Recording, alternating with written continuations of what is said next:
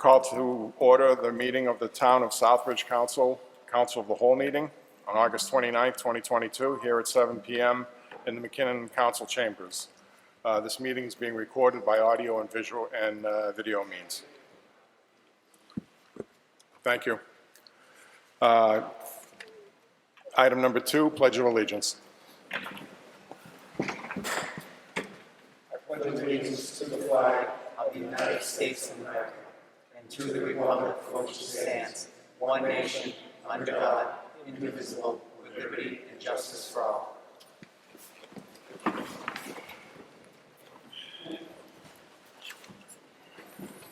Item number 3, roll call. Councilor Adams. Present. Councilor Daniel. Present. Councilor Dow. Councilor Lazo. Present. Councilor Marchetti. Present. Councilor Montigny. Present. Councilor Rivas. Present. Councilor Ryan. Present. Councilor Steve. Present. 9 present. Thank you. We have a quorum. Agenda item number 4, consider and accept the Council of the Whole meeting minutes of February 2nd, 2022. So moved. Second. Any corrections, additions, deletions? Council Steves. Just actually one minor observation is that these meeting minutes were from February 2nd, and even if we may not have had a council of the whole meeting since then, I really think these should be done at a regular council meeting rather than sitting for 6 months. At a regular council meeting? Yeah. Point taken. It may be technically legal, but it certainly bends the open meeting law intentions as far as public records go. All right. Very good. Point taken. That's true. Anyone else? He's right. I didn't even think of that. Okay, thank you. All those in favor? Opposed? Abstain. And abstained. We have 3 abstentions. Yes. I thought we were moving it to another meeting. My mistake. No, very good. No problem. So we have 3 abstentions. 4 abstentions? 4 abstentions and 5 affirmative. Very good. 504. Very good. Thank you. Agenda item number 5, review and discuss curbside trash options. Councilor Vice Chair Adams. Thank you, Mr. Chair, through you to the rest of the town council and the residents that are in here and residents on TV this evening. I'm going to keep just a quick brief. I'm not going to go through the whole presentation from the Curbside Committee nor the timeline which the town manager, Mr. Pelletier, Ms. Anna Smith, had provided us in the past. That information, those resources have been given to the current councilors at the dais, so that was sent off via email last Thursday, and I did have some questions throughout the weekend, but I think I answered those as they went along, so I appreciate those councilors who reached out to me to ask some questions. So a little history real quick. Curbside Committee, it was established in January of 2019, ended in June 30th of 2020. Provided within the presentation itself multiple resources, spoke with multiple sources themselves, met 13 times, reviewed current curbside collection contract that we do have, came up with 3 collection options. One was contract, and the second was contract option, independent option, municipality option, with a recommendation by recommended by the Curbside Committee for the contract collection itself, and it was a 5-2 vote. And we also talked extensively of a transfer station, which you'll probably hear multiple times tonight, and I believe a lot of councilors are in support of in the near future. Also, just wanted to add in there, since we are done with the Curbside Committee, Town Council, including today, has been briefed three times. Once November 2nd, 2022, October 4th, 2021, including today.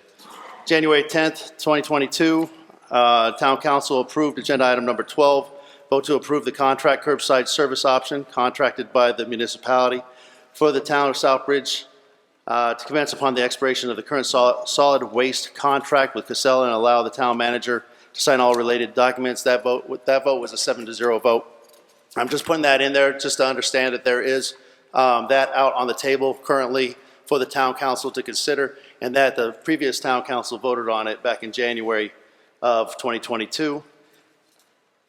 In March 14th of 2022, town manager provided the town council, which was also in your packets, with a memo and a presentation It was kind of curtailed off by, from Mr. Pelletier and Ms. Smith's, Anna Smith's presentation to us. And they figured at that point in time, with the inflation, about $1.6 to $1.8 million for a contract collection option. Also within that presentation and also within the memo itself, this included a tax increase by the amount we would borrow, and obviously an increase in the tax rate.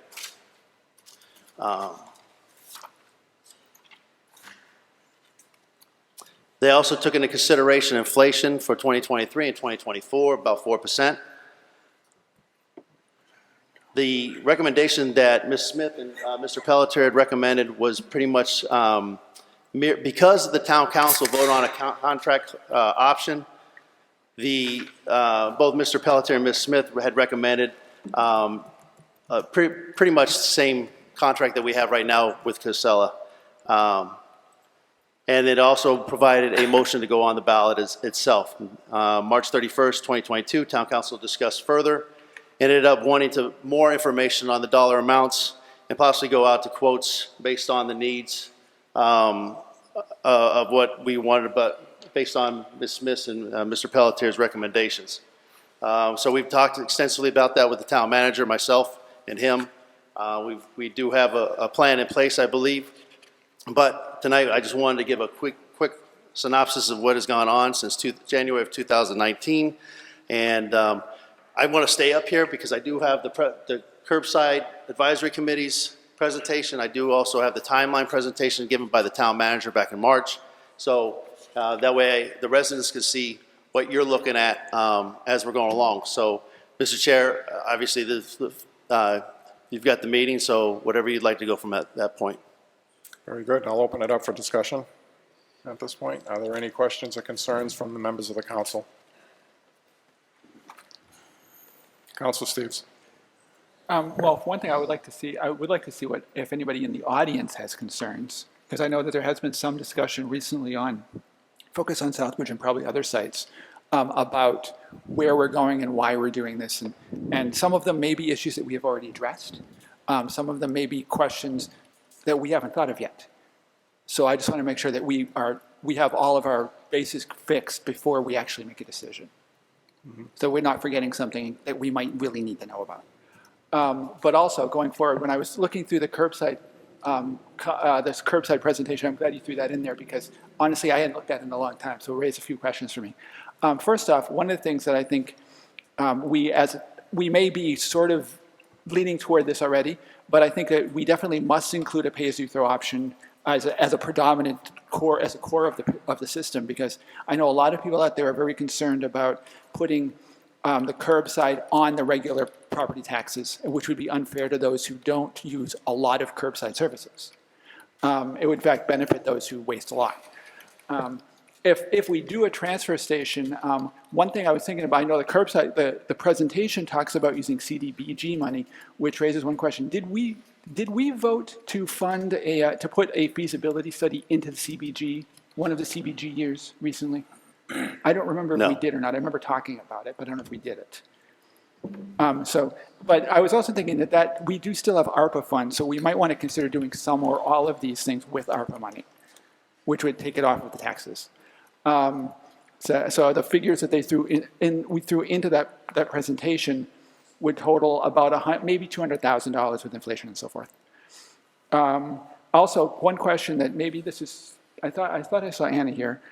Maybe she can answer this one. Is if we have 65 gallons a week trash, which is 128 gallons every 2 weeks, and 96 gallons every 2 weeks for recycling, why is the trash tonnage so much higher than the recycling tonnage? We've got 4,300 tons a year of trash versus 1.5 tons a year of recycling. That's really disproportionate. Despite all of the supposed recycling education we've done and the push for recycling and all this other stuff. I didn't hear your whole question. If we have basically 128 gallons for every 2 weeks of trash and 96 gallons every 2 weeks of recycling, why is it that the trash tonnage is so much higher than the recycling tonnage? The recycling tonnage is 1.5 tons a year according to the presentation and 4,300 tons a year trash. Right, well, the density. Trash is much more dense than recycling is. How, I guess one question raises, how much would that change with some of the requirements that the state is putting down, that are supposed to come down the pike, I think it's in October or November, to take out compostables, to take out certain other things that they've been gradually adding things to the stuff that have to be taken out, but quite frankly, I'm still seeing them on the curbside. Well, the November 1st starts the Yeah, mattress and Yeah, textile I know, ban. I know. As far as my estimations is, it's not going to change our regular solid waste very much, because mattresses are picked up through the bulk program. So, it's going to be under the bulk numbers. Are you, from the other things that we see already in our municipal solid waste, how much of it do you think would be practically removable as recycling or composting or some other reuse? Because there's a lot of it in there, and you see open Yeah. containers just overflowing with stuff that really That's- should not be in the trash. That's not a question that I could answer easily at this moment. Yeah. I mean, certainly if we make more effort to increase our recycling, we'll see a movement to that. The mattresses will take out some. Right. And, it'll go to a recycling portion of things. But honestly, I don't think it's a huge number, because the organics are institutional organics. You mean in terms of what's being removed from the system? Right. Yes. Yeah. I think that may be an issue in itself. What can we do to promote household organics from being removed from the Right. system? I know we Yeah. compost, and I'm sure some other people do, but I don't know how many people, say, for example, downtown do. Right.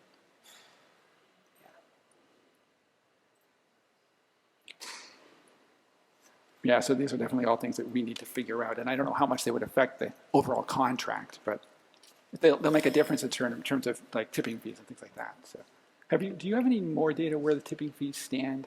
Because I know our presentation talked about 4% inflation rate, but the current inflation rate is double that. Well, we went by the Solid Waste Association of North America as far as the 4% increase each Right. year. Let me see if I have any on the data in the information that I had on the municipalities.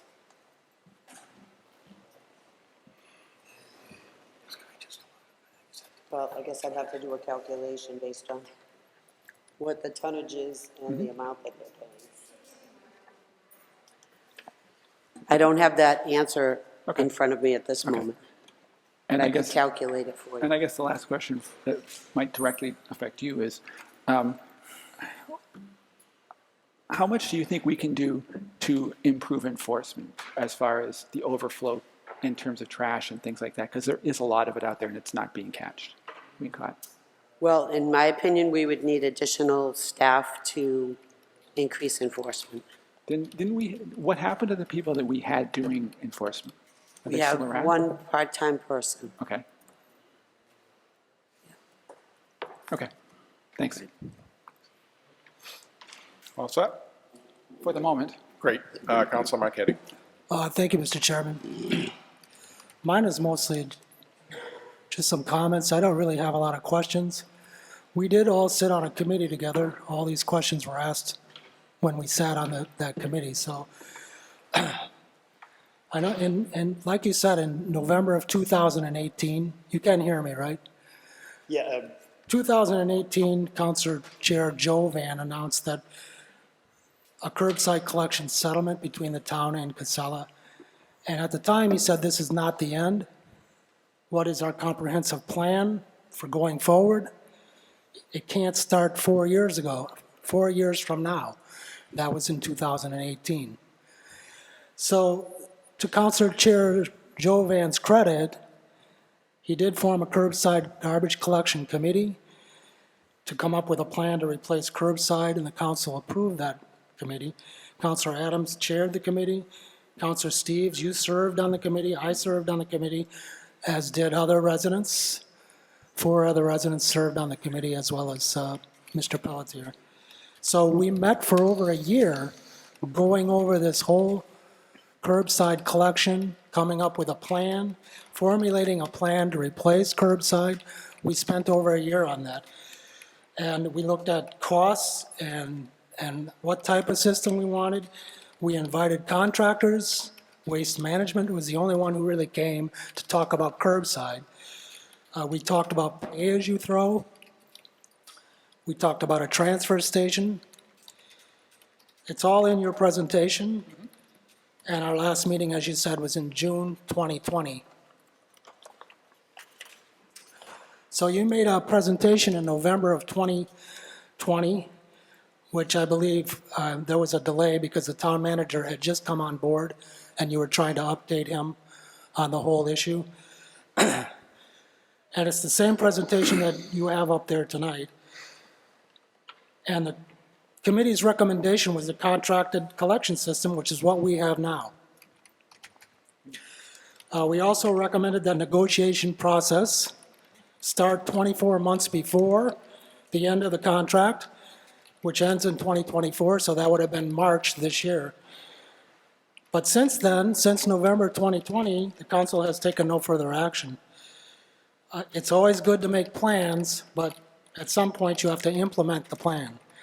So what has happened since 2020? Well, in 2021, the fire station came to the forefront. There was a debt exclusion put on the ballot, voted by the council. At our annual town election, a $25.7 million fire station. And I can remember the town manager memo. We have must-haves, there's should-haves, and there's nice-to-have. And the town manager considered the curbside collection a must-have, and the fire station as a should-have. But the fire station ballot question was moved ahead of curbside because the town manager described what he thought would be voter fatigue. So 2021, curbside was off the ballot. 2021, at the end of 2021, we had the same presentation, and this time was the hope to place it on this year's ballot, June 2022, but because of political reasons, curbside was not on the ballot again. So in 2022, curbside was off the ballot. So what are we going to do tonight? Are we going to accept the curbside committee's recommendation and vote to place this on the ballot in 2023? Or are we going to do something else? Are we going to scrap it and do nothing, throwing residents out on their own to fend for themselves for garbage collection? That's something that I oppose. Not everyone can afford it on their own. There will be, and I also feel there will be an increase in illegal dumping. I have said it before and I'll say it again. I am a fiscal conservative. I don't like paying taxes any more than the next person. But I recognize that the town does provide vital services to the residents which must be paid for and delivered with skill and efficiency. So, in the words of Town Manager McCall, curbside garbage collection is a must-have. It's a vital service. So I support the committee's recommendation to provide a contract collection, the same as we have now. And I've talked to a lot of residents in town who say that they want the same curbside collection that we have now. Thank you. Councilor Adams. Thank you. Thank you, Mr. Chair. I just want to kind of clarify some things real quick on what Councilor Steves and Councilor Marquetti had mentioned in there. To Councilor Steves, the pay-as-you-throw program still has to raise the taxes, all right?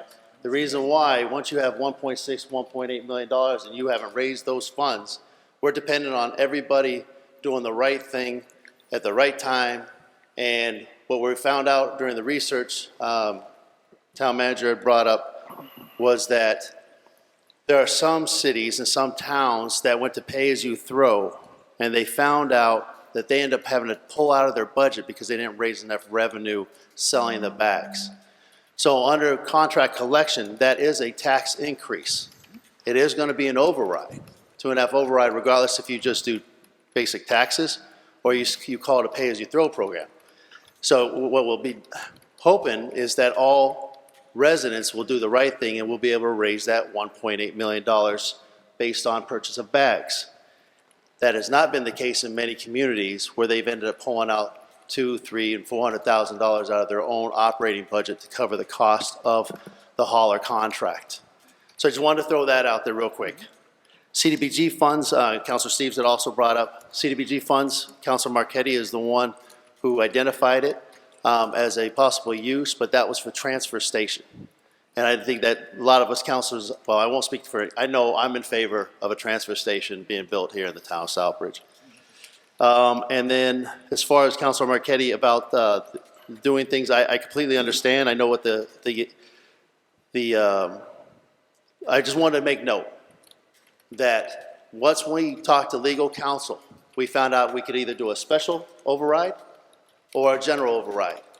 But if we did a special override last year, you had to use the money for that first year for trash collection, period. That's what got held up. If you did a general override, the general override would basically say the town council has $1.8 million in its pocket. And that $1.8 million does not have to be utilized for trash pickup. So let's say we had we only spent $1.5 million of that override. Well, maybe we utilized it for trash, but then that other $300,000 went to regular capital projects or anything else. So I think that was where we held up last year because of the lawyer's recommendation at that point in time. I just want to clarify that, that's why. But I agree with Councilor Marquetti with the options of what the Curbside Collection Committee had recommended and what the town council has already approved. So, that's all. Very good, Councilor. Sorry? I'm done. Thank you. Councilor Ryan? I'm all set. My question actually got asked by Councilor Steve. Thank you. Very good, Councilor Steves. Thank you, Mr. Chairman. To follow up on what Councilor Adams just said, a couple of things I want to point out is that I was just making the point that we could use a pay-as-you-throw system, whether we do it in bags or personally I prefer stickers or tags, because that would encourage people to use the bags that they already have rather than buying new bags. It's less material getting wasted in the process. But that's here nor there at the moment. My point is that I think if we do a pay-as-you-throw as part of the process, and we may end up having to raise taxes, as you mentioned, for the $200,000 to $400,000 for the contract itself, and that makes sense. I can understand that. But I'm thinking that if we do a pay-as-you-throw, we can still reduce the amount that we actually have to put on the taxes, because we won't necessarily have to go out to get the 1.6 to 1.8 million entirely if we put some of it on. And I understand the slight risk I think that we have with the possibility of increased illegal dumping. That could possibly happen. But the problem is that I think, unfortunately, we're already seeing that to some degree now. I mean, I know I go out in the woods a lot, and I see weird things out in the woods, like from tires to a Ski-Doo, for example. I've seen all kinds of things out in the woods that shouldn't be there. So I think that will help reduce the costs. And as far as the transfer station goes, I think you were right that was looking for some of those issues for transportation design and construction. That was where the CDBG money was for, and I think we could use ARPA money for that too. Either way. But I guess the question is, since we're talking about transfer stations, the one concern that we had was, one of them is that whether we would want to use the existing transfer station that Casella has up at the landfill now, or do we want to do something that would be our own in some other location, either be there or someplace else that would have to be approved by the state. And I guess the question there is, who do we want to control it? Do we control it? Do we want a for-profit private entity to control it? Do we want a nonprofit entity to control it? There's all kinds of options, and I honestly don't know which way to go for that one. So I just wanted to throw that out there to get people's brains thinking about who, if we're going to do these kinds of things, who does it and how do we do it? Because that's an extra thing that goes kind of alongside the curbside collection contract, which is the core of what we were talking about. But we really never did get into a lot of depth about how we would do a transfer station if we want to do that. Because that's kind of a separate project on its own. So, and it's probably necessary, but how do we do it?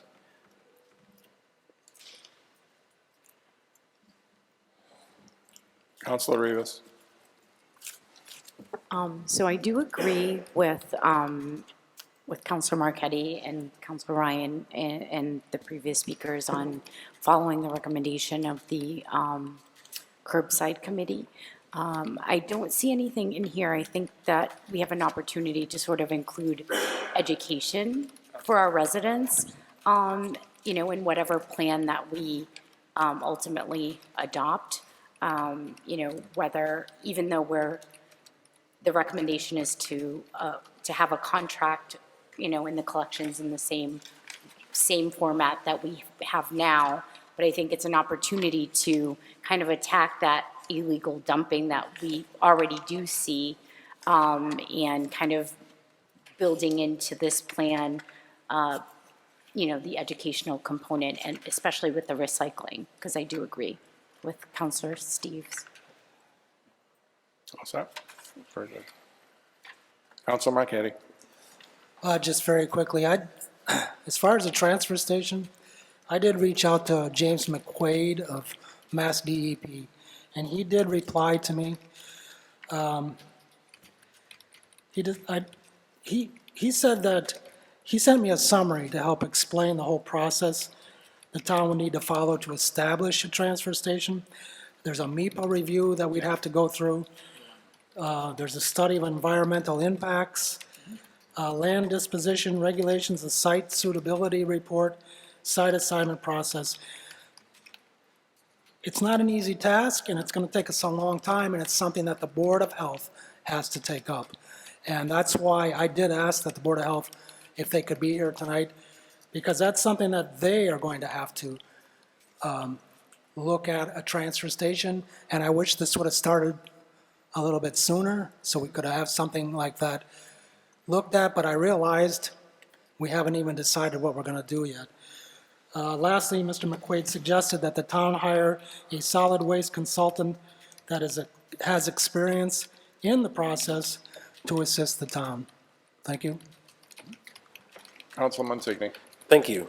So just to make sure I understand this, if we were to follow the recommendation of the board, would there be a 2.5 override, special override in June? Would we be doing it any sooner because of the March 2024? Would we have to have a special election? Through you to maybe Councilor Adams. Oh, okay, so as far as the ballot question, I don't believe we're allowed to put it on the state. I'm not really sure on the state primary. If we are, great. But you're now limited on a certain amount of time to actually get it on the ballot. I believe it's like 35 or 45 days. It has to be that ballot question has to be the town clerk. So if we were to do it in June of 2023, it would have to be the town clerk early April.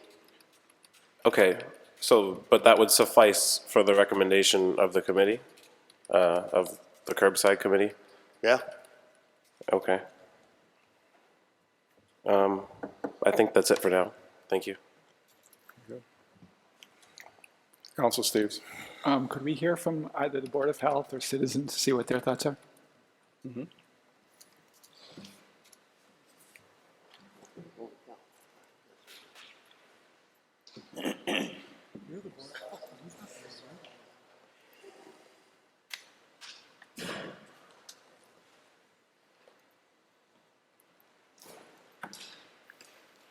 You look like you'll be there for a while, Kevin. Good evening, Council. My name's Kevin Buxton, 28 Columbus Avenue. I was hoping you were going to have just a regular citizens forum first because I really wanted to say I missed you guys. I really did. You know, I consider a lot of what I do with the town as a therapy session. For me, not you. Where do I start? I could start in 1995 when I was Miss Pina in the town clerk's office this morning swore me in as on the trail committee. Miss Pina was then called a secretary, but she was really, in 1995, Nick Tortois's right-hand man. Miss Pina worked with Nick Tortois in the inspections department. I volunteered for the recycling committee. I didn't attend the meetings. I was just a phone call away if they needed somebody to go up on the landfill. This is in 1995 to help little old ladies take milk jugs out of their trunks, because we didn't have a curbside program yet. Of course, in 95 led to 96. Florence Chandler has a new program. We don't have to be here anymore. We all received little blue toters from Mass DEP. We finally had a curbside program, but we also had a for-profit landfill run by Wood Recycling. Now, in 1996, Florence Chandler said that the curbside pickup, as well as operating the landfill, which was done by the town, was costing this town $1 million a year. And she turned that in to $1 million revenue coming in when Wood Recycling took it over. I was a shaky little citizen standing up here in 1996 with 12 council members. 11 of them were in suits and jackets and ties, and there was one woman on the council. Needless to say, one guy asking for a little bit more time to look into something didn't go too far with the council in 96. They voted in favor of Florence Chandler's contract. I go from here. I'm not going to go through my whole history because I can show you documents where I had a town manager refer to me as Mr. Recycling. That was when I applied for my second position of Board of Health Recycling Committee. However, that committee got called Sustainability Committee instead. It was a judgment call that the present health director wanted to call it sustainability. It's more. It meant we had to explain more to people. It really would have been easier just to keep it recycling committee so I don't have to tell, well, what's a sustainability committee do? Ann Smith said, you want to see the numbers go up on recycling? We need to educate it's not 6,000 households, but 4,500 households. Do you want to see those numbers go up? Well, why haven't we been doing that right along? Why? Because we sold out our landfill and we were making money on the gravy train. So whatever those people out there who put that stuff in those barrels and whatever they were doing, we don't have to deal with anymore. We got a company who's sending us a check every month. Yeah, whatever it is, it is. Once Wood Recycling had messed up, I won't say messed up, had just piled on more material on cell 1 and cell 2 of the landfill, Casella came in and saved our cans because they saw that Wood Recycling was having some difficulties. So yes, Casella took over the landfill in 2007 and capped cell 1 and 2. Now, mind you, they capped it. That did not put a liner in the bottom of it. Cell 1 and cell 2 is still sitting there with no liner.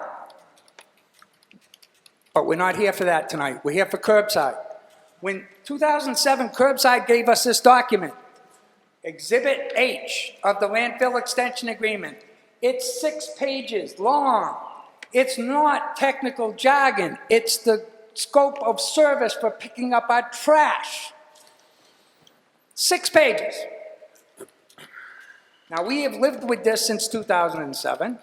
We still have done no education of those people out there. You know those people. It's just like the other day when somebody said, hey, there's a guy in town. You know that guy in town? Right. I think he's homeless. I don't know. He seemed, that guy. Well, those people out there are now looking at this situation. I was on Curbside Advisory.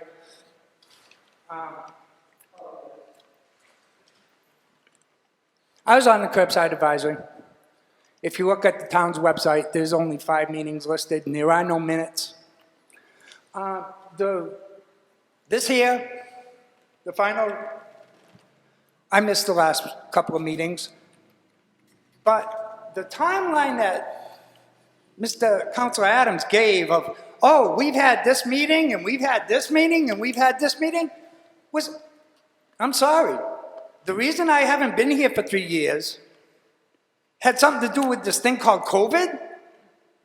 And the reason I had to reapply for Trail Committee is because my membership lapsed.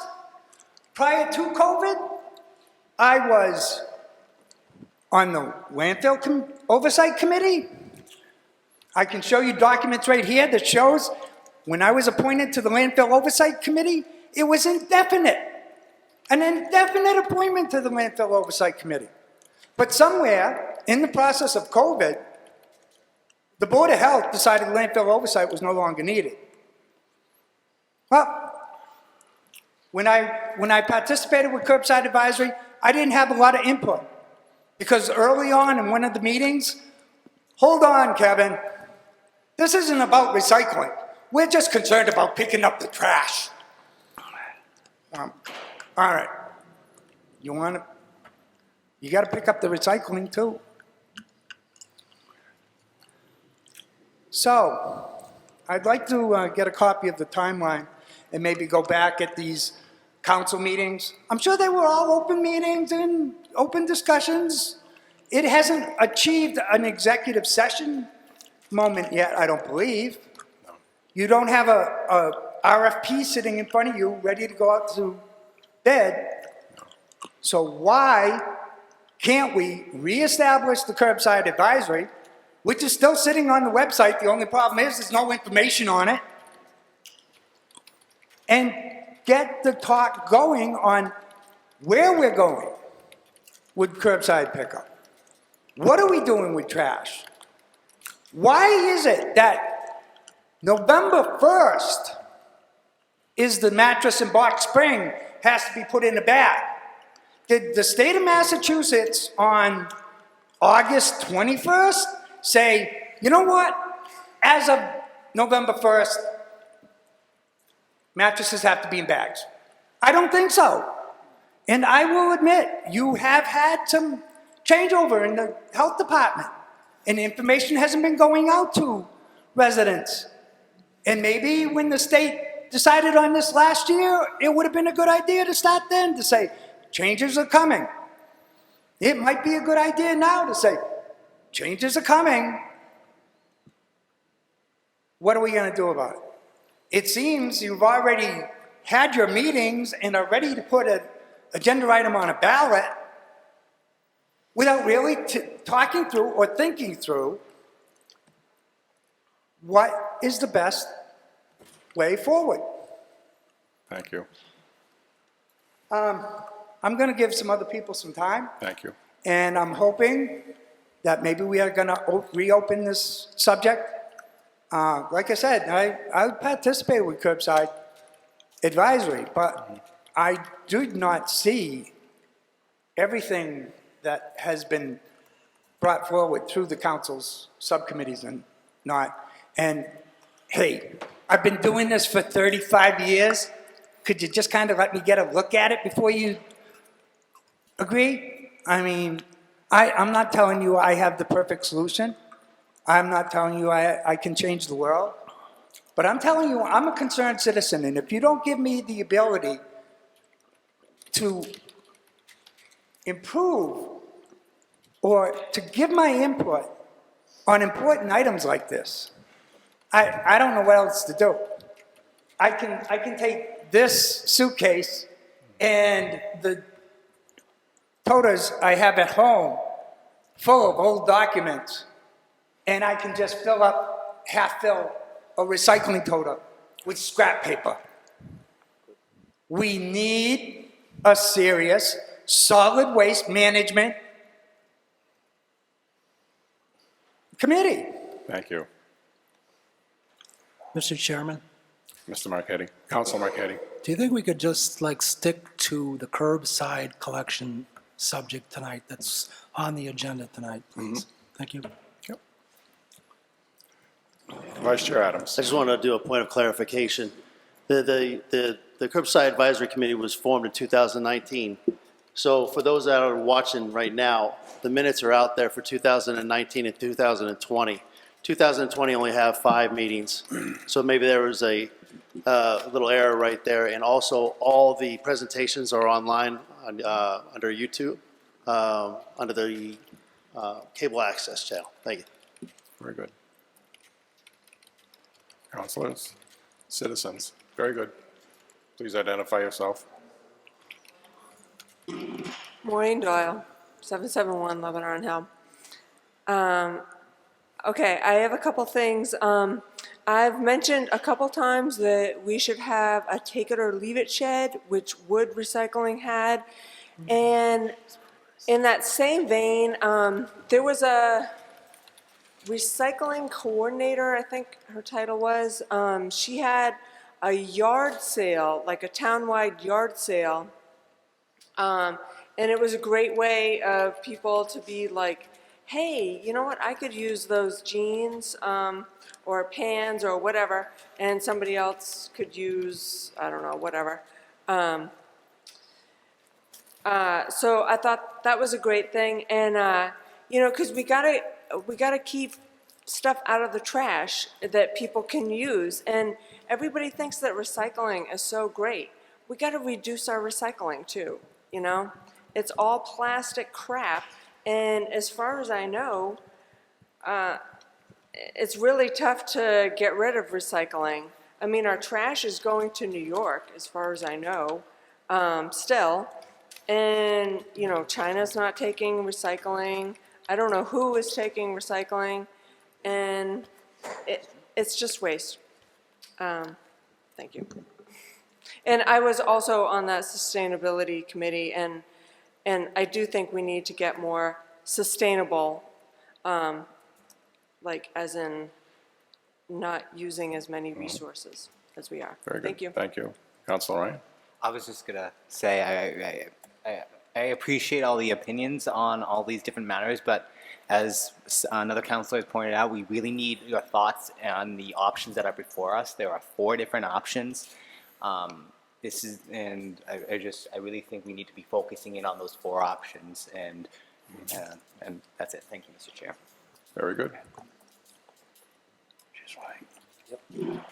Good evening, Denise Clements, 128 Country Club Place, and I hope that the information I bring today will focus on some of the... You can't hear me? Oh my gosh.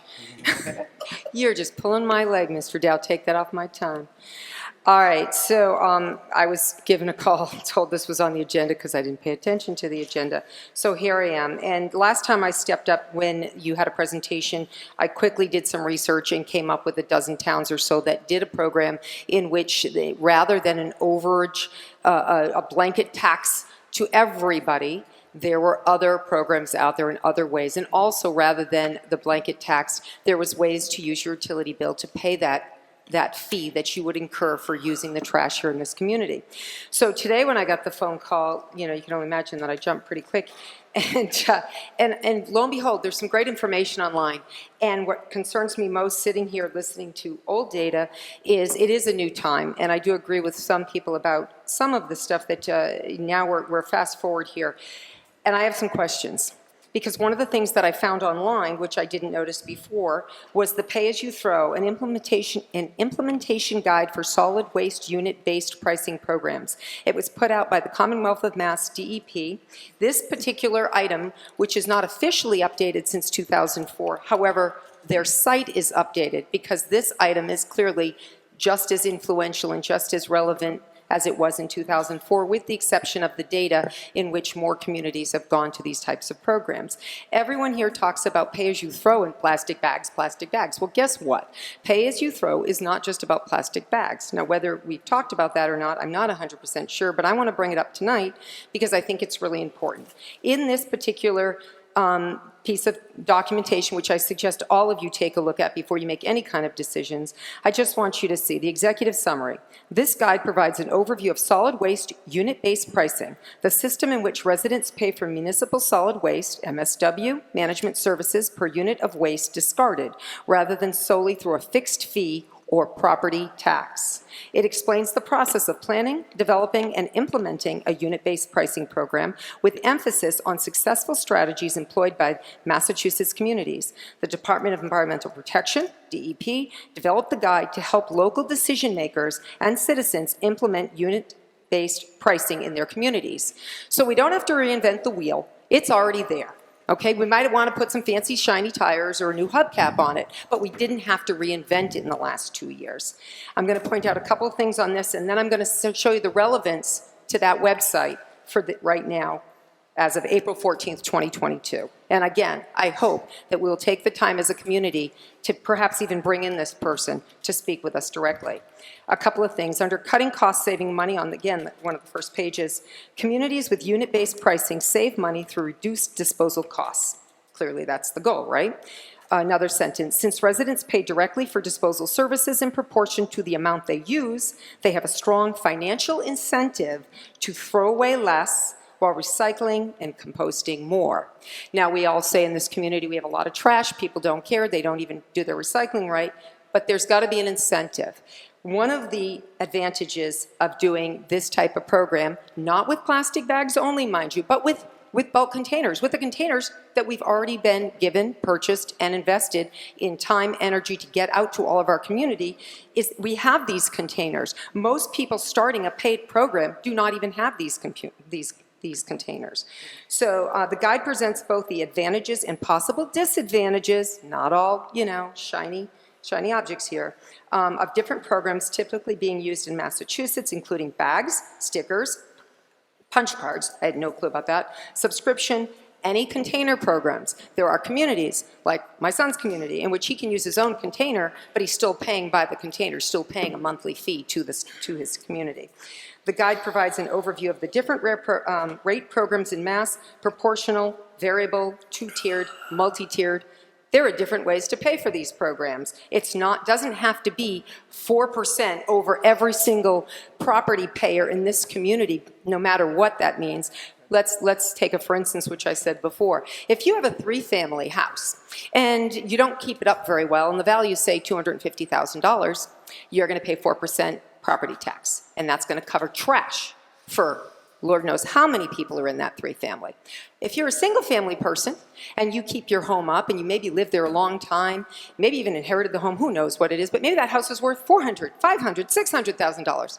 You're going to pay 4% of your property tax value.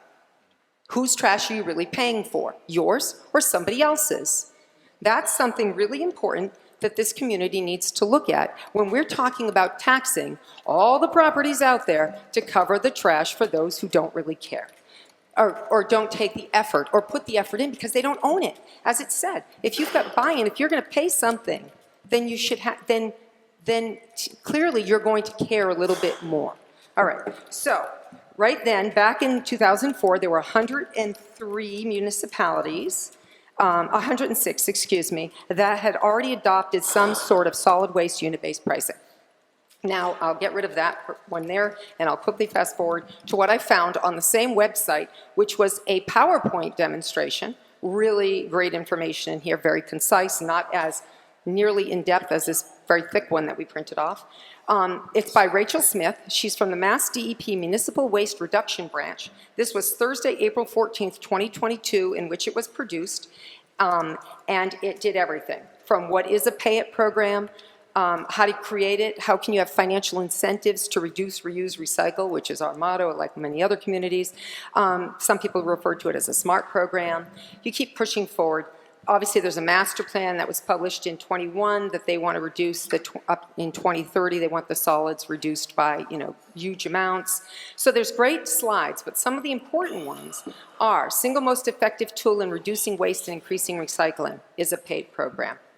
Let's see, savings to, let's pass that on, keep going. I want to make sure that I get you a couple of really good things. They show the barrels, they show the bags, they talk to you about what you can do with it.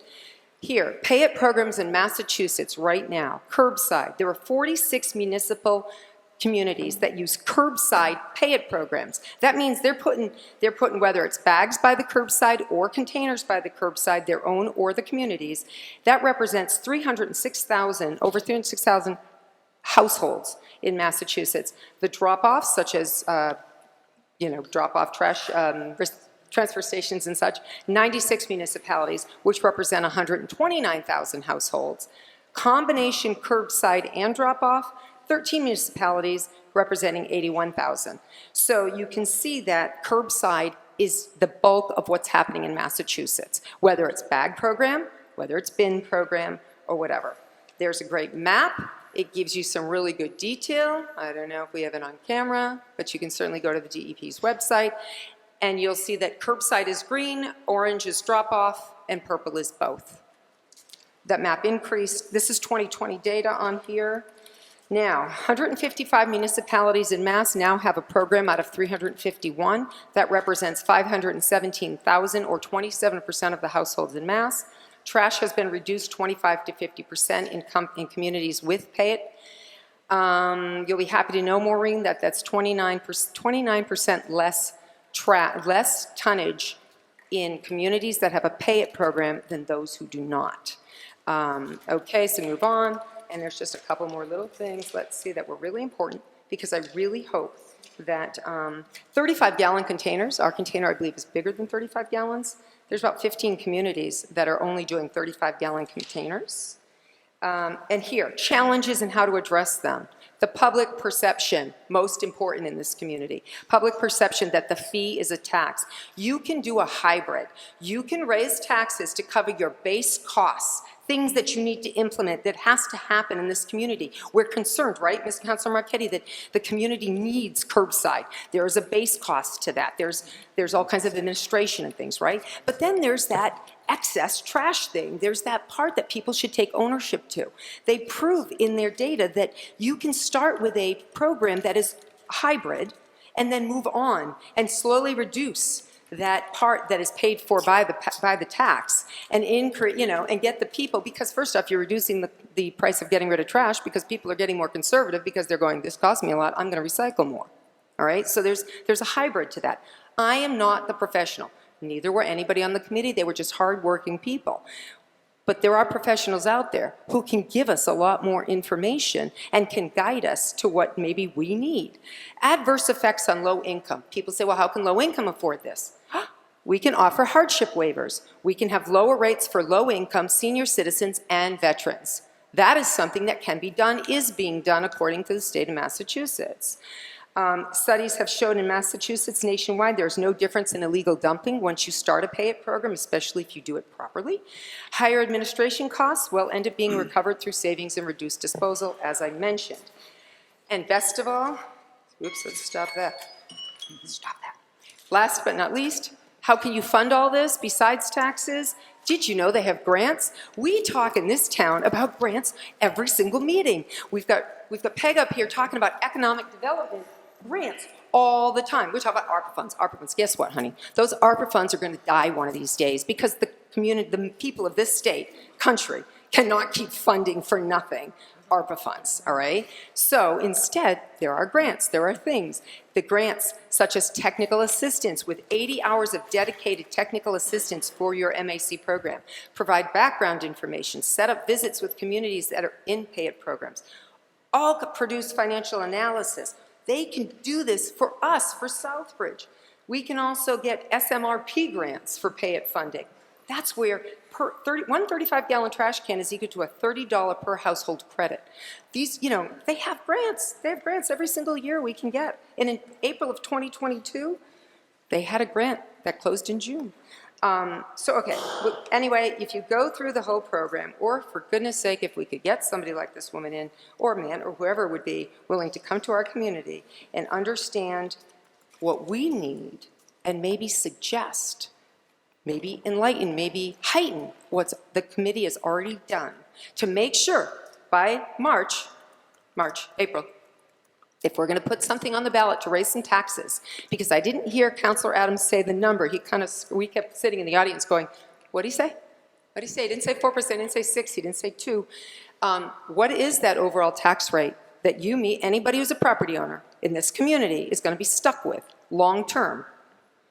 How about we make sure, this is all I asked 6 months ago, that we do our homework and we make sure for this community that it's the right thing, and we can afford to continue it long after the ARPA funds are gone, long after I stop getting up here and bothering you.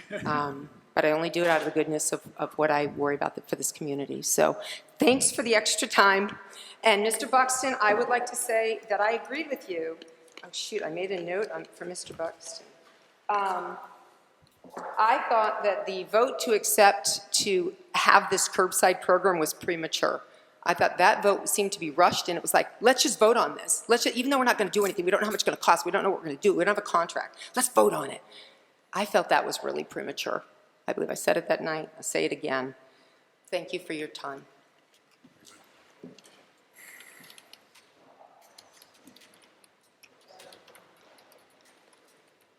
I'd like to thank Councilor Clements, and I'd like to apologize to the council. I've been doing this a long time, and I get very emotional. And she has just shown you that there is more than enough advisory advice out there that we can get from DEP. Tonight's not the night to make a decision. Tonight's the night to open the discussion.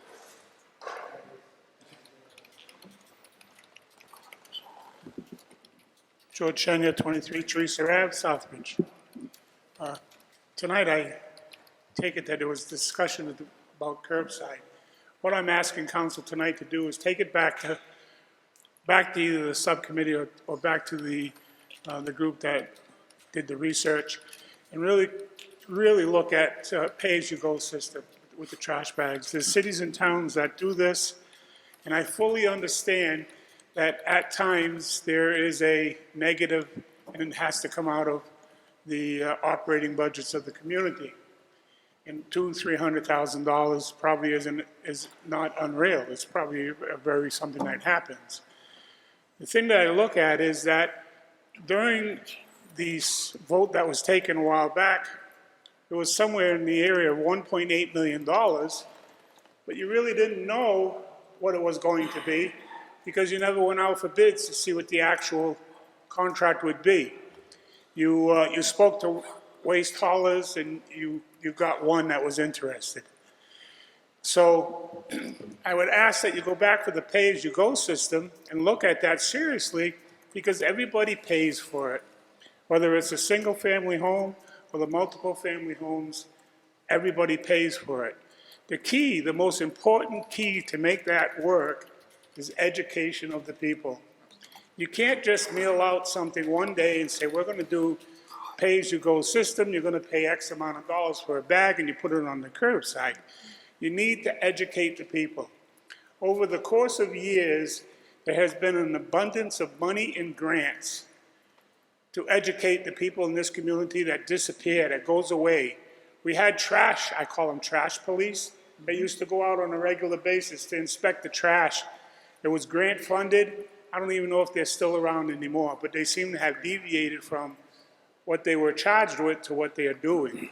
And I could be wrong, but I ask you to look at pay-as-you-go system. The taxpayers of the community are going to be much easier to handle $200,000 or $300,000 shortfall in the operating budget than they're going to look at a 1.8 or higher number in a tax rate. You've got a fire station coming on, you're talking the trash, you've got everyday operating budgets for the town hall and the town itself.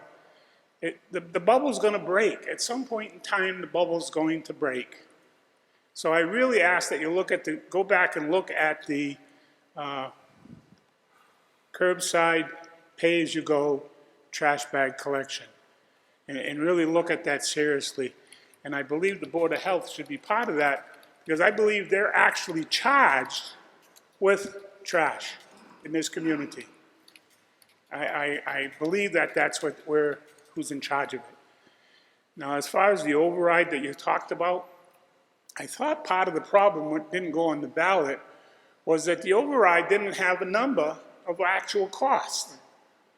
So there was some discussion if you put $1.8 million and the trash bid came into $2 or $2.5 million, the override is no good, you have to go back for more money.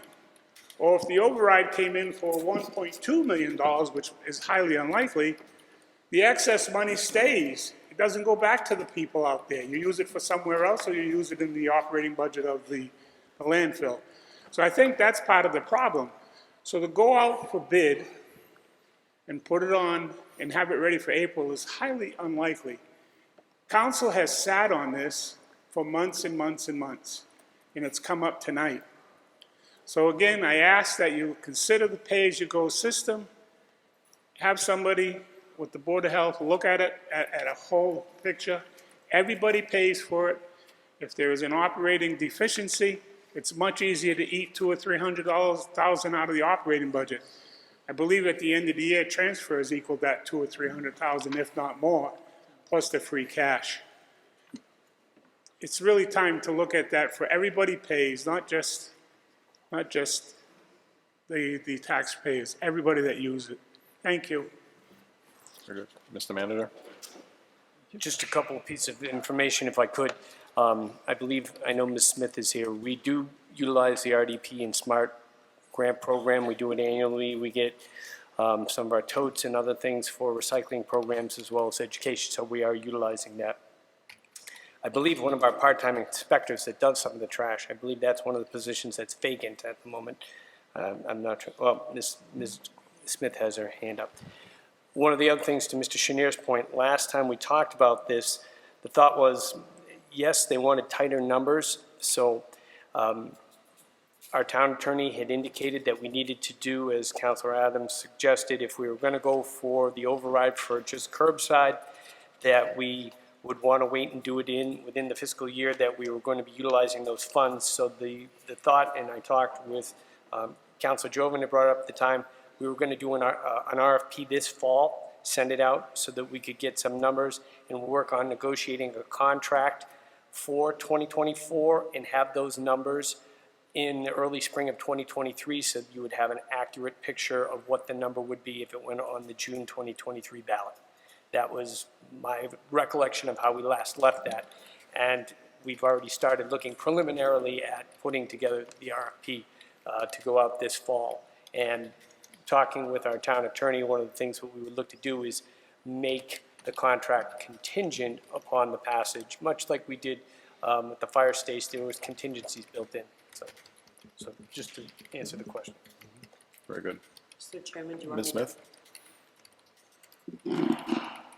So we've been the recipient of 2 recycling grants. The RDP Recycling Dividends Program grant, which is part of the SMRP grant that Ms. Clemens mentioned, and the Recycling IQ Kit grant, which we did for 2 years in a row. Andy and myself, and we hired a couple of college people to go curbside and tag all the cards and look at, who was recycling. And we did a lot of education. We did that purposefully to prepare ourselves for 2024, to increase our recycling. And, yeah. And then the toters were received through a grant previously, a SMRP grant previously. So, okay.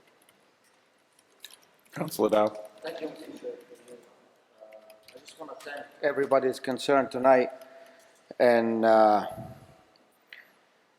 hear some people saying we just come up here and we were going to vote on it and make a decision. And I think we're being discussed that for a few years back now. There be a meeting and discuss the trash side curb collection. And it's funny how same people was running the town in the past. Same people make decision in the past. Same people sell the town in the past, the dump. Now they're coming up in here and accuse us. We doing the wrong decision. We doing things is not the right way. We live in town of Southrbridge. We love this town. We doing our best. And I think we're working hard to do the best for our citizens too as well. So please, if you want to come up here and give your opinion and help to make the right decision, welcome. But if you're going to come up here and accuse us and people in the past, same people did the wrong decision, I think they should keep it to themselves. Thank you. My name is John Pulaski, P-U-L-A-W-S-K-I. I live at 87 Old North Woodstock Road. Into the Cut mic. you off, Councilor Dowse, but, Mr. Mr. Pulowski, speak into the mic. Speak into the mic. I don't think anybody meant to be critical of any of you when they said that. I think there is a frustration, though. The last time I came up here, I spoke briefly about there's some things we do in this town. It's almost part of our culture, and it doesn't help. One of them I've observed is that we sometimes, and it may be the nature of town councils versus town meetings, and we have organization, maybe sometimes too much organization, in that we compartmentalize from one type of problem or issue to another, and we sometimes accidentally put the cart before the horse. I feel we may be doing that with this as well, not intentionally, but we have, I brought this up with former Chairman Jovan. I both, at the meeting in 2019 out in the parking lot, I think he'll confirm this. I patted him on the back for having the foresight to start a committee so early, but I was also, hopefully it was looked at as being constructively critical, that we were pigeonholing the entire process by limiting it to curbside collection. This is a type of thing, there's a great overlap between curbside collection and what is being done with that waste. For example, I'll try to keep it simple. Whether we have a private, or rather a commercial, regional transfer station there, or a local town run, let's say like in Dudley, that could affect the dynamics of the contract when the town manager has to go and negotiate and write a request for various proposals. He will be limited by, and it's no criticism of the chairman of the committee, or at least in the meetings I went to, Councilor Adams was the chairman of the committee, because they were, and I can understand why, because I can talk on and on. I was there, I want to talk about some grants that were available then, if we want to go beyond the traditional way. There are other ways of handling waste. They're creative. Some towns don't like them, or cities, because they're more, what they call it, labor intensive. I like labor intensive. It creates more jobs. But I wanted to put it on the table. But there was no room for it, really, because this was about, his committee was about curbside collection, when truly what we're dealing with is municipal solid waste, and a big component of that, and the proverbial 900-pound gorilla, is the waste. How are we going to do it? Now, I got questions. I'm going to ask them, but this is the type of thing that'd probably be better asked in a committee meeting. Do we have the lateral ability to talk with the current company that I think wants to have a future here? I don't think that company wants to just skip out of town. They own a lot of property. They bought a lot of property up there. They're going to use it for something. I think they probably want to, despite the problems when we negotiated and we lost 4 years in the contract, they probably want to leave a good impression. Does a town manager have the ability? Well, I'm sure you have the ability to do it, but do you have do the rules or the agreement allow you, like we seem to be under a time constraint, to maybe 3-month, 6-month extension? And Mr. Daniels, I'm not trying to, compliment you to get you to do what I obviously am going to suggest you do, but I find you to be a very open-minded, reasonable chairman. I like the way you do things. You listen to people. I would respectfully recommend that if you were to renew a committee, that we call it something like a Municipal Solid Waste Committee, so we can look at things outside the box and look at, like, for example, I know there are places, a lot of people aren't going to want to deal with this, so it would have to be voluntary. There are places where if people are willing to separate their their coffee grounds and their non-meat, non-onion garlic, garbage. They call them, Compostable. they just, you can actually get money for stuff that we're paying to get thrown away.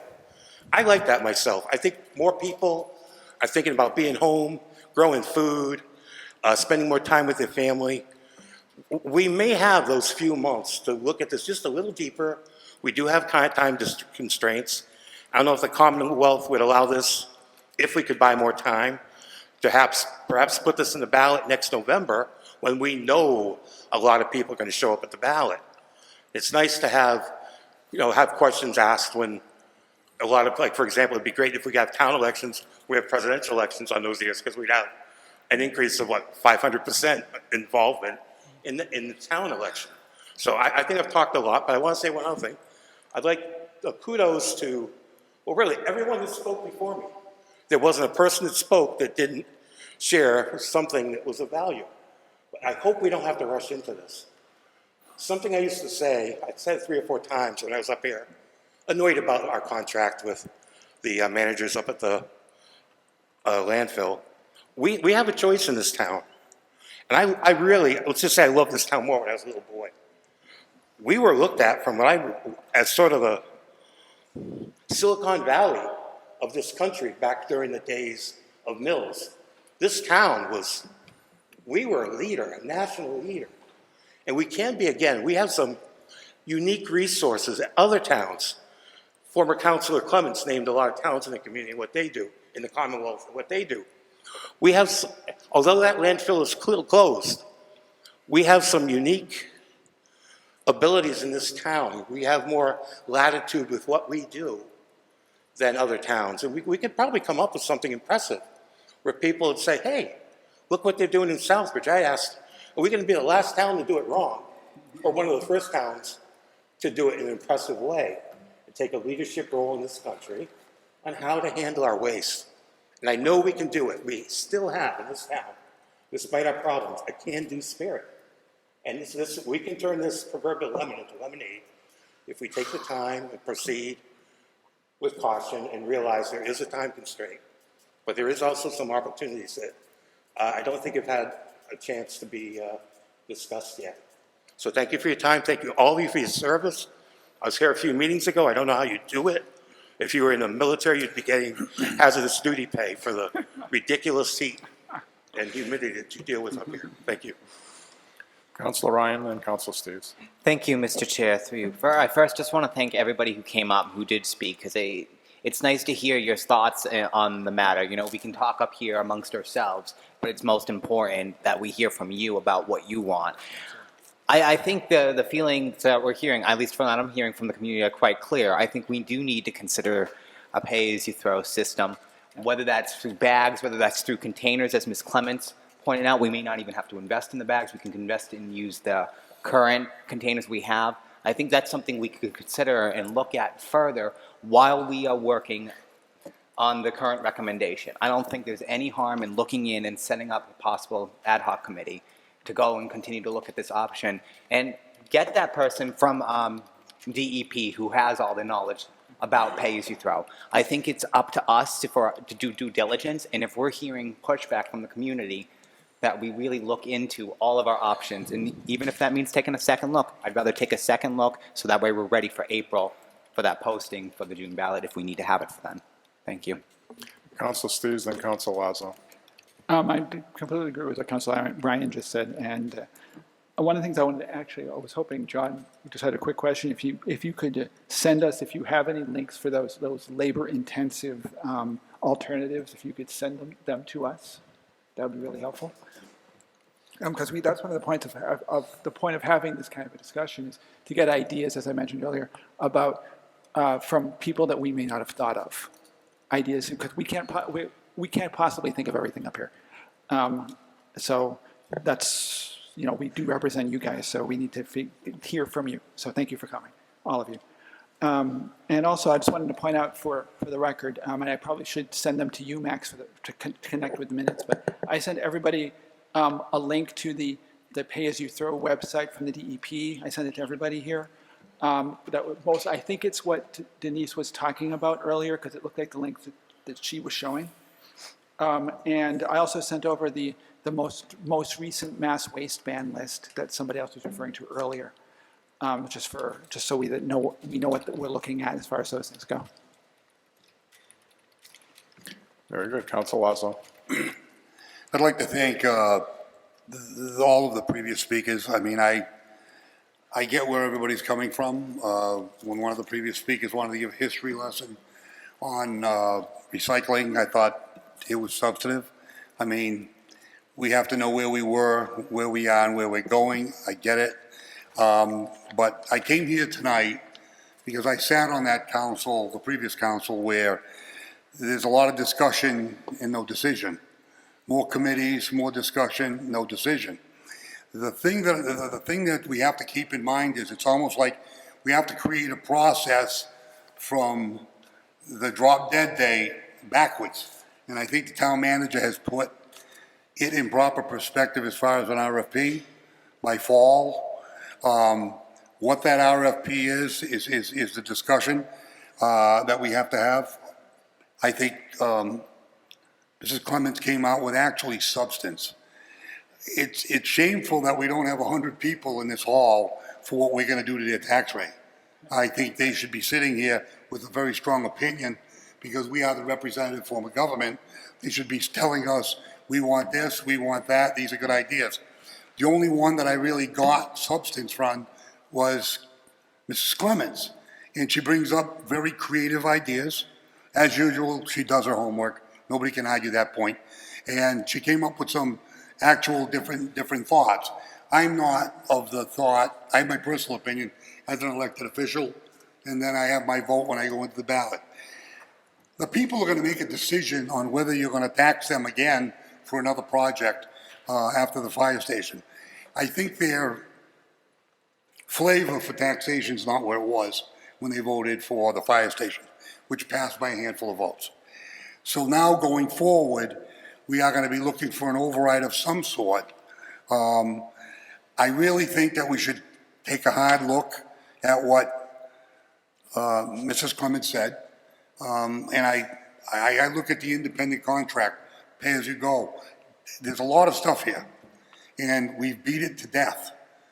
This council here, we have some new councilors. I understand getting up to speed on what was talked about in the previous session. But when we make this decision, we have a drop dead date, we have a deadline. I know that we have a committee, or had a committee, or still have a committee, that has, in their view, exercised all the options and brought them forward. So going forward, we have to keep in mind that having more committees and more discussion, I'm not in favor of more committees, I gotta be honest with you. We have a council, we have subcommittees, we already have a committee that has worked on this, that has put forward options, definitions, all types of things. I think it's time that we need to make decisions in the upcoming months and not delay it too much longer. I'm in favor of looking for more information, but keep in mind, if that deadline drops and a council sitting here with no trash pickup, it'll be a disaster. Thank you. Anyone else? Vice Chair Adams. No, Councilman I'm Marquetti sorry. had his hand up first. You had your hand up? I'm sorry, I didn't see that. Go ahead, Council Marquetti. Thank you, Mr. Chairman. I just want to say that we did meet as a committee for over a year. We talked about everything. We talked about pay-as-you-throw. We even invited, excuse me, we invited a company, a spokesperson to come and talk about pay-as-you-throw. We've already talked about all these issues. And I don't know how much more we can talk about. Counselor, some people came up and said, I want more information. People who are on the committee want more information. So there's one philosophy I don't agree with, and that's, well, why should I pay for someone else's trash pickup? Well, maybe your road is longer than my road. Why should I pay for your road being paved? You have kids in school, I don't. Why should I pay for your kids that are going to school? Why do I do that? Because when I was in school, somebody paid for me to go to school, and so I'm paying it forward. And I think as a community, we have to work together on this, and we have to provide curbside garbage collection for the entire community. As far as working with Casella, the only thing I have to say about that, and you know how I stand on that, Counselor Adams, fool me once, shame on you. Fool me twice, shame on me. Thank you. I don't think I ever heard that before. Counselor Adams? No, Council Lazo. Just a quick, Thank you. I understand what the previous speaker's talking about by spreading the butter on the bread so it doesn't hurt so much for some people. It's gonna hurt other people more, whatever. If that's the case, why do we pay our water bill separately? Why don't we just put it in a tax rate? Everybody gets water. There's a way of running a community and a tax base where some things are paid by unit price. Water is paid that way. You know, as far as your water bill, you get a bill for your water. So a lot of people in town, and I'm open-minded to every suggestion, there are a lot of citizens in this town that are getting taxed out of their houses, their elderly, their homes are paid for. When you turn around and say, you get one bag of trash, you're gonna have to pay this tax rate on your house. It doesn't work for some people. For me, I can afford to pay it, that's fine. What about the people that can't pay it? And that's why when I turn around and say pay as you go, you've got a guy with a 6-family house, he's making money. $1,500 rent a month per unit. If there's 4 units, 3 units, 6 units, I wouldn't have a problem paying it by the unit. I'm open-minded to that. Pay by the bag, I'm open-minded to that. Running it into the tax rate and just one big lump sum is just, I just don't think it's the right way to go. We've got to treat it more like the water rate.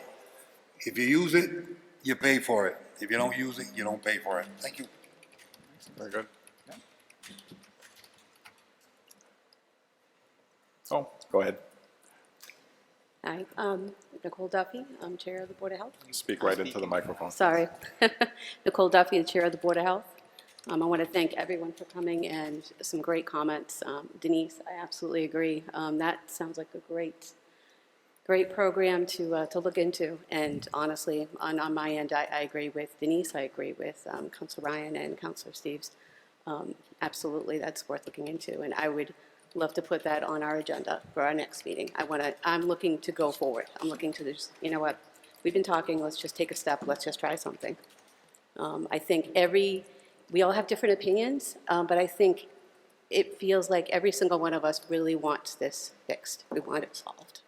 And I think it's time that we just kind of unify and get together, get our ideas together, and just try something. So, Okay. yeah. And I just wanted to make mention that, you know, I think, I know Mr. Marchetti, Councilor Marchetti, you had mentioned about this council has been inundated with the fire station. We've been inundated with COVID. You know, we've had a lot going on. And right now we got 2 new board members, and, you know, we're still waiting for our agent of the board. So we're just, I think this is just kind of like, we're just getting going again. So I think this is a good thing to start with. Thank you. I do have one question. Certainly. When the next Board of Health meeting would be? Yep. When would the next Board of Health meeting be scheduled? It's scheduled October 8th. Pardon? October 8th. Thank you. You're welcome. That's the next Board of Health meeting. That's what I asked. She's Board of Health. October 8th? Right? October 8th? Yes. May I? That was my mistake, September 8th. Oh, good.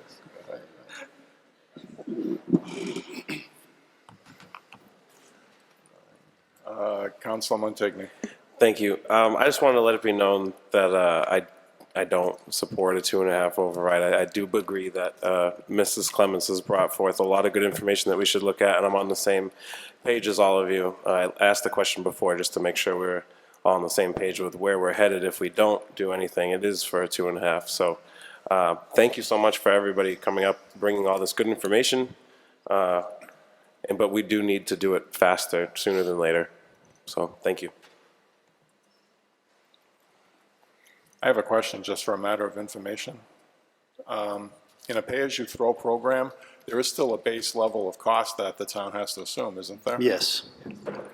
And that would have to be calculated. So you either, Mr. Chair, through you, so you either do a override, all right? Because if you don't make, if you obviously have a maximum ceiling on your tax levy.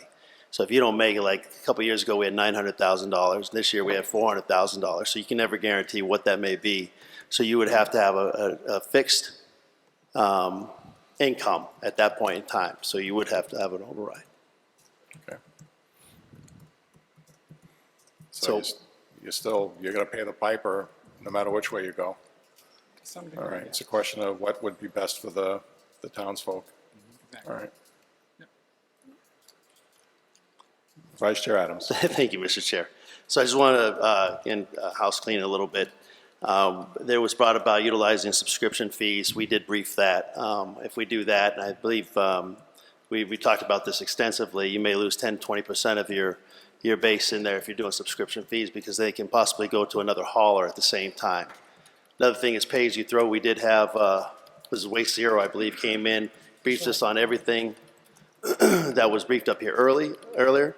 I mean, obviously, as education, I don't have a problem taking a look at that. Again, just for myself or for other counselors, but the pay-as-you-throw was brought up and talked about quite often. Again, pay-as-you-throw, you're still having to raise the income per se. So that it may not be as much, you know, when you do an override, if it's $1.8 million or $1.6 million, if you only spend 1.4, you don't have to tax the people on it just like we do on levies, right? So there's like $400,000 we did not tax the public this year. Last year it was over $900,000 that we did not tax the public on as well. So I just wanted to clarify, and you know, I'm not all-knowing about everything that goes, what's supposed to happen here, but we did a lot of homework on that curbside committee. I do also want to state there was 2 Board of Health members. One actually, Roland LaRochelle was on there, and then Andy Pelletier, who should have been going back to, both should have been going back to the Board of Health and briefing the Board of Health as well. So we did add those as well. Education, I thought I had somewhere in there that we need to make sure that we educate the public regardless if it's contract or if it's independent. It's more specifically independent contracting because it'll be all new, there's a lot of requirements, and the Board of Health would have to be a big player into that, along with DPW and a few others that are on the slides itself of what the cost may be to the town itself. The presentation also provided the Curbside Collection Committee did provide an update on what the tax increase would be, and I do know on the presentation by the town manager through Ms. Smith and Mr. Pelletier, there was also an updated what it would cost the taxpayers in general based on an average home. My last thing is I just want to remind the council, as a counselor, we've talked to this, I've been blue in the face, literally. I understand about the RFQ. We want to go out for an RFQ, fine. That's fine. I'm pretty confident about the cost, but that's okay as well. We also know that RFQs are not always solid numbers, especially when you have an inflation like we're having at this point in time, and we're seeing that firsthand right now in another project. Also, the transfer station as well. I mean, I believe Ms. Doyle had brought up about individual things being able to get free. That would be part of the transfer station policy. But I just want to separate the two. We don't have 4 options. We have 3 options. 4th option is kind of like a half an option. That transfer station is literally, not everybody can use that transfer station. Not everybody has a vehicle. Not everybody can walk up Commercial Drive and drop off their stuff over there. Permitting fees would we estimate about $300 a year. But it is an option on top of like independent or other things. And I do agree, I don't know who it was who came up here and brought it up, because it should be, those 3 should be separated from that 1. You know, if you start doing that 1, that transfer station right now, it possibly can screw up everything that you're doing for option 1, 2, and 3. So I'd be very cautious, you know, that I'm all on board on a transfer station, but if you do it too soon, you know, a lot of people are going to go, well, give me the transfer station. I'll pay $300 a year vice the $250 because I can drop it off 3 times a week. I throw my trash, my recycling, and by the way, the transfer station is more independent. You can actually, if we went to Dudley and we saw that they had specific recycling bins for specific plastic goods, and it was really nice to see. Lastly, I just want to put as a counselor, just to the council and to the people, there has already been a vote had. So you either rescind it or keep it. That's to us counselors. You either keep it, and if you keep it, you can do your pay as you throw, you could do a tax straight across the board or whatever it may be, but it's already there in writing. Now you can rescind it by this council if you needed to do that, but that would be up to the council. In some ways, we look at independent contracting, in my view, independent contracting takes a lot of education, but also allows the individual resident or property owner to charge or to get whatever trash pickup and recycling pickup they want. So I would say for my wife and I, as residents, we only need the trash picked up every 2 weeks. So I would contract for every 2 weeks, including recycling. So it would cost me about $140 a quarter. Still more expensive than a tax straight across the board, but we get to control what we have, along with when you have triple deckers, commercial properties like that, residential properties like that. Mind you, you have more single family homes here than you do others. So they get to pick and choose. So if you have a family of 2, but if you have a family of 8 living in a residence, single family residence, you may have to pay a little bit more because you want your trash picked up more often. Really your choice to make. So in municipality, I will respond again, I would never recommend municipality. It's just too expensive. The maintenance, the gas, the purchase of $300,000, $400,000 vehicles, it's just ridiculous for this town to be able to pay for. So I just wanted to throw the reminder out that it is voted on already, and it's up to the town council if you want to rescind it, if you want to take it back, if you want to leave it on. It's really up to the 9 of us up here. Thank you. Anyone else? Are there any other citizens that would like to approach to discuss the issue this evening?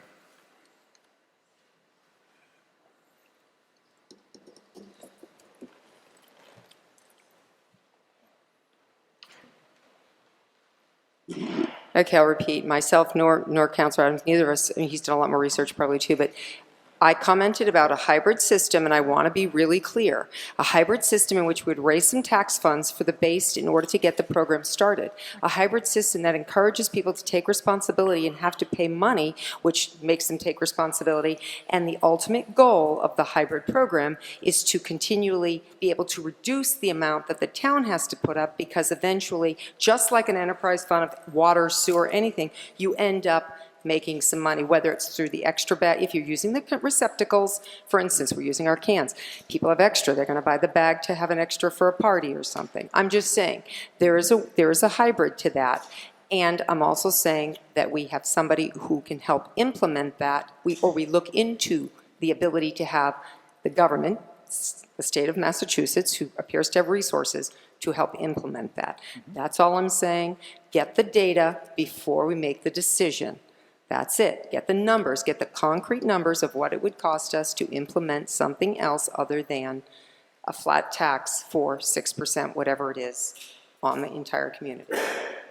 Not saying it won't cost us, but saying that the idea is to educate people and to reduce how much each of us is paying for somebody else's trash by educating them, which means you're going to pay if you throw more garbage.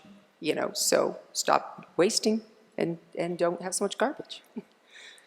That's it. I just want to be clear, because I understood my data, and I wanted to make sure that was clear to those who are listening too.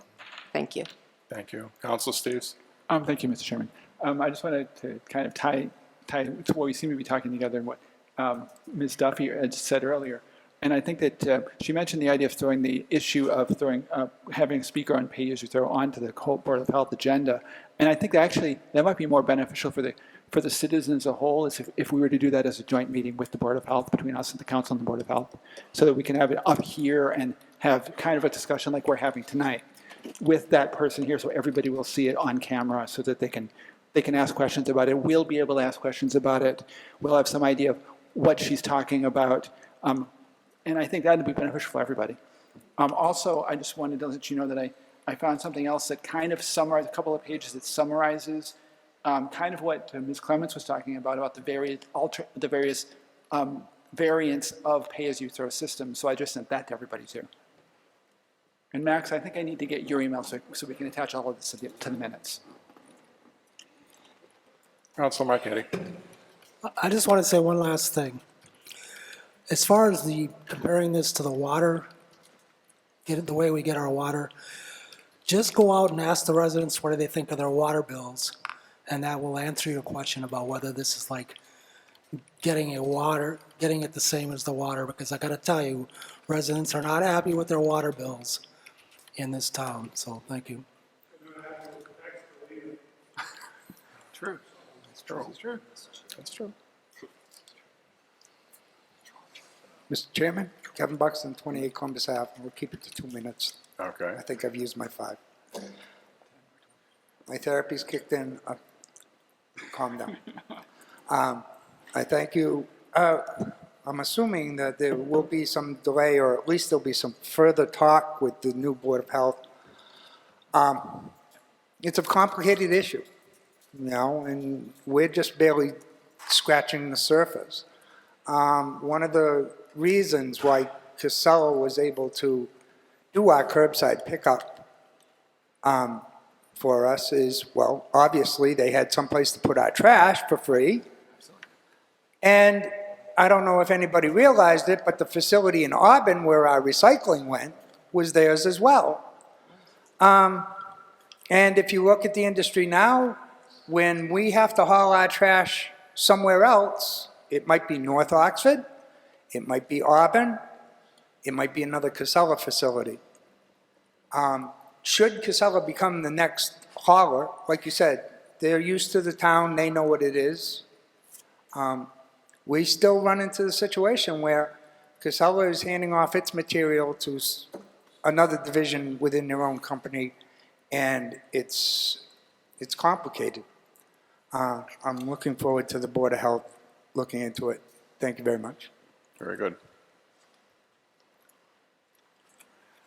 Council Marquetti. I would just like to add one more thing. If somebody's going to shout at me about our taxes, I realize they're not happy with their taxes either, which is why at budget time we try to trim the taxes. But that doesn't seem to go anywhere either, so thank you.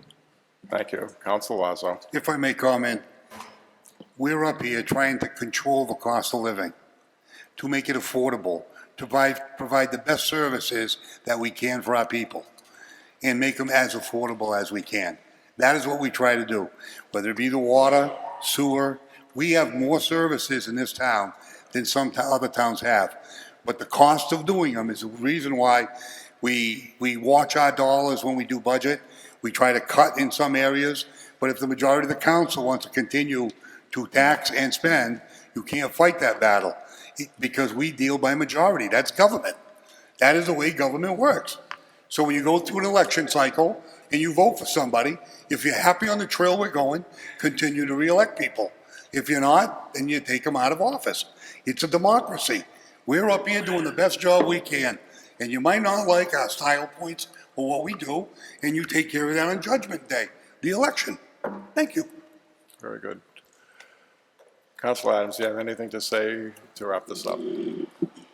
Yeah, I just, Mr. Chair, if it's appropriate, I want to kind of get a gauge of where this isn't my plan. This is something that we need to have the town, all 9 of us, decide. So where do you, I mean, obviously we can't vote tonight, it's a council of the whole, but I mean, where are we gauging at here? I mean, at the end, we talked a lot of stuff, but what are we gauging at?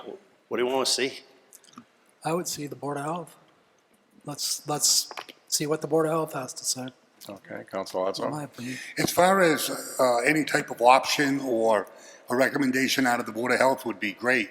But I think that we have to focus on the RFP of what does the RFP look like in the fall. That would be good too.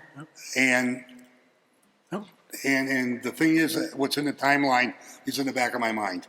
No matter what we agree on or disagree on, that's going to happen. If we want to repeal this or redo it, we'll do it. But the longer we wait, the narrower that opening is as far as the RFP and then the ballot question, if it's needed. We need to keep that right in the forefront as we move forward. Council Adams, I want to thank you very much for all you've done on this. And I know sometimes it's frustrating because we keep discussing it and we never put closure to it and find the final outcome. But I think everybody's a little worried about the final outcome. And I think that when Mrs. Clemens came up with this discussion, I think everybody's curious about that option and curious about at least hearing it out before we make that final chop. So I think I don't want to speak for anybody else, it's just my opinion. Councilor Rivas, then Councilor Steves. Yes, I want to thank the Curbside Advisory Board for doing all of that work. I do think that it's valuable information.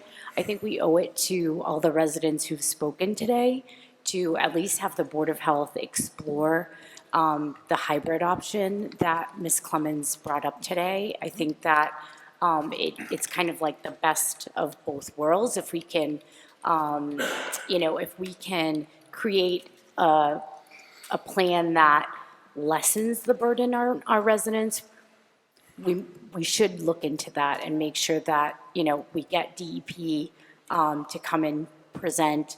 The meeting is September 8th. It's not that far off. I do agree with Councilor Lazo. We are in a time crunch, but I do think that we can walk and chew gum at the same time. We can do it. Councilor Steves. I was actually going to say I agree with Councilor Lazo on that too. I just think that the whole idea of having this discussion with the Board of Health may actually, if we do it right, especially if they have somebody come to them from the DEP or whomever who can give us more concrete figures about pay-as-you-throw and what it would cost us, it would actually affect what we put into the RFP. So that's one of the reasons why I think we need to do it. Councilor Dow. Thank you, Mr. Chair, to you. Again, a lot of great idea, but where they been? We have a committee member, Council Adam, Mr. Kevin, Mr. LaRochelle, Council Marquardt, Mr. Andrew Pelletier, Shad Plan, and Council Steve. They met. Planning meeting, where everybody went. Where was it? Why didn't nobody come up with those ideas? I think we're running out of time. I don't disagree with all these ideas. I know we need to discuss it, we need to make a decision. But every time we come up here to finalize things, people come up with the idea. Where they've been before? When we're gonna make the decision? Everything delay. When we're gonna move on and finish things? Like Councilor Adams say, what do you guys want? Let's move on. Make a decision. You want to bring it back? Let's vote on it. You want to continue? Let's continue. But we need to have something done. We can't keep things backing up. We're never going to move forward. Thank you. Very good.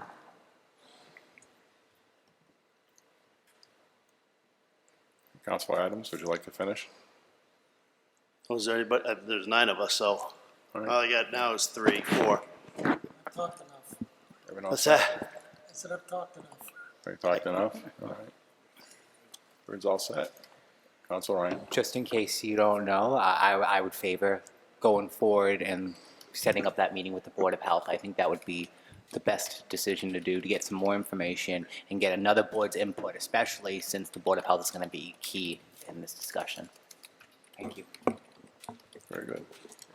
Councilor Dow. Thank you, Mr. Chair, through you. But a meeting was done before with Mr. Andrew Pelletier, he's the Board of Health, and Mr. LaRochelle, Roland LaRochelle. They did meeting with the Board of Health before. So we can keep coming back and forth. My point is we need to make a decision. We can't keep, you guys turn around like, oh, Board of Health. Those guys, they was there at the meeting, and I think they decide already. I'm not favor raising the tax, but we have to move forward. There's no other way you can waive that.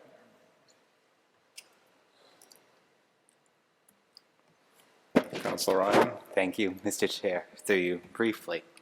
We have until April to come up with the ballot question to be put on the ballot. To go back to the new Board of Health after we just, not too long ago, fired the head of the Board of Health, right? Fired Mr. Pelletier, right? I think it'd be, I have the floor, Mr. Dow, thank you. She has the floor. Yeah, but she has the you floor. can't say we're fired. We didn't reappoint him. So be careful what you're saying, please. Thank you. Well, he was not reappointed. Well, take that as you will. I think everyone knows what that meant.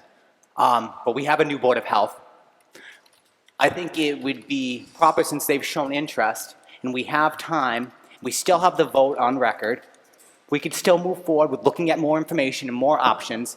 The idea of not looking at more options as citizens have come up, I think would be negligent of the council. Thank you. Very good. Council Lazo. I agree with both of the previous speakers. Joe Dell's right. We talk, we need to get it done. But at the same time, Councilor Ryan turns around and comes up with a valid point. We're at the crossroad to make the decision. To me, what is the time frame for the RFP? I yield to the town manager and say, how much time do you need to put an RFP together? And when would you do it? What date, approximately what month? Through you, Mr. Chair, to Councilor Lazo and the rest of the body. We were looking at no later than late December, late November, early December to try and get something out. It takes typically 6 weeks from beginning to end publication. You have to get things published so many weeks. You have to wait so you can get an adequate response. So we would want to be getting those responses in the middle of December so we could then have an evaluation of those and then bring that back and then talk about entering a contract to get some solid numbers in there. We should have them in the response, but then we would have to sit down and negotiate if that was the direction we wanted to go with that person and have a contract that would kick in April of 2024. So we would want to have all that in place so that you could make your votes in, the February, March timeframe to ensure that we get it to the clerk so it gets on the June ballot. Okay, so moving forward, as a council, we all want to make the right decision, and we want to work on it. If we have a little more time to take what I'm going to call the Clements option to the Board of Health and just have a sit down and have the Board of Health have a discussion, we will have enough time to go to the Board of Health, have that discussion, look at the Clements option, add it to the list of options. Tonight, I didn't hear a lot of options.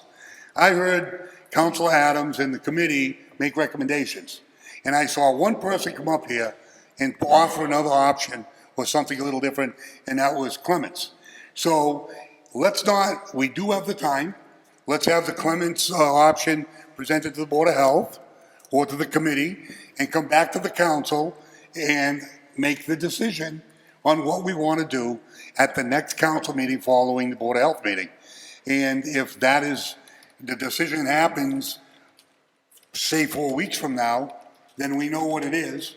We can amend it, as Councilor Adams has said, withdraw or redraw it or accept it and move forward with the manager to the RFP of what the option is.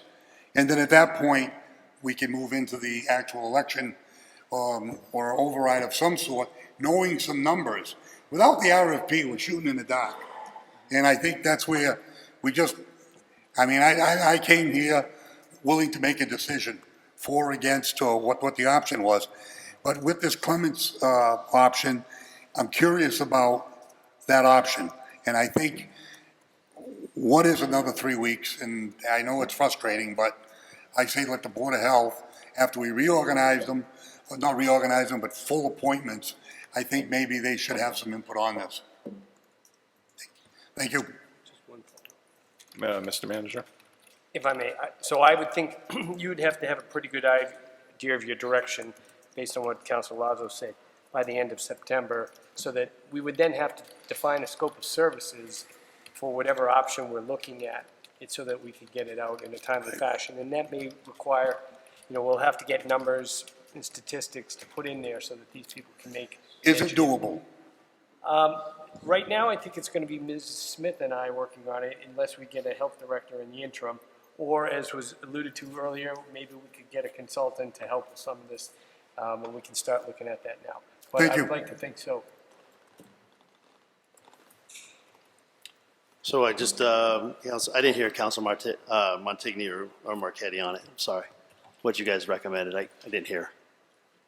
What's that? I didn't hear what Councilor Marquetti or Montigny said earlier.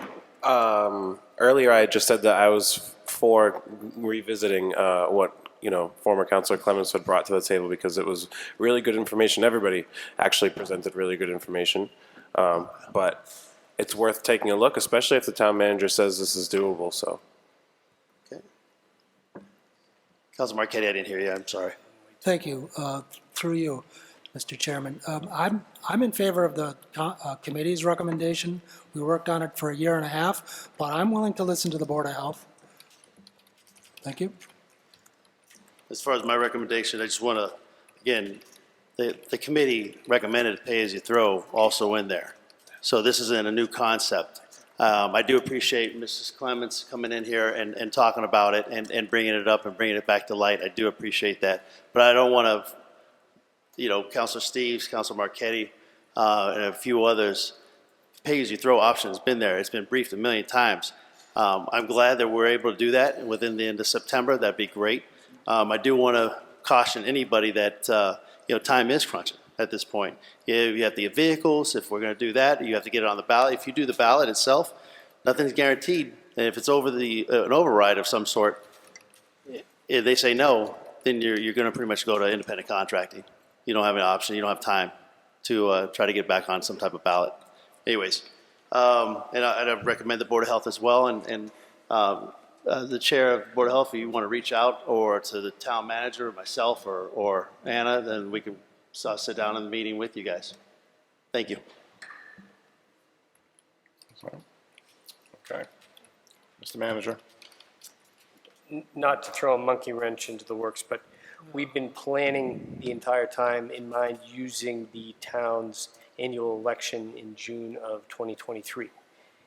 You can always have a special. So if there was something that came up that threw off our timeline, there is always the option to have an election before or after. Just wanted to throw that out. Yep.